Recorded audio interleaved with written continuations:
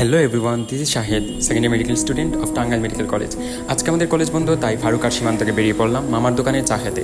গিয়ে দেখি ওখানে আম গাছে কয়েকটা আম এখনও ঝুলে আছে, বাকিগুলা শেষ হয়ে গেছে। যেহেতু হলের আম গাছ সবারই আকর্ষণ থাকে, তাই আমি ফারুক উঠে পড়লাম আম গাছে এবং আম পাড়তে শুরু করলাম। তো দেখতেছেন যে আমাদের নিচের দিকে আম নাই, এই গাছের মগডালে সবগুলো আম রয়ে গেছে। তো আমরা মগডালে ওটা ট্রাই করতেছি, কিন্তু অবশেষে শত চেষ্টার পরে একটা আম নিয়েই আসলাম।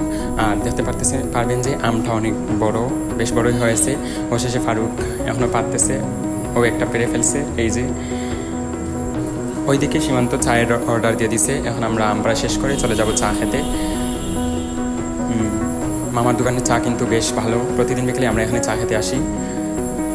এই যে সীমান্ত, এখন আমরা শেষমেশ সীমান্তর মানে ওইখানের ভিউটা অনেক সুন্দর, তো সীমান্ত বললো যে কয়েকটা ফটো তুলে দিতে। তারপরে আমরা চা খেয়ে চলে যাই আমাদের মেডিকেলের পিছনে প্রাইমারি স্কুলে মেলা বসেছে। এখানে মেলার মানে আগামীকাল মেলা বসবে, তাই আজকে কেমন প্রস্তুতি চলছে সেটা দেখতে চলে এলাম, যেহেতু আমরা আগামীকালকে আসবো এখানে।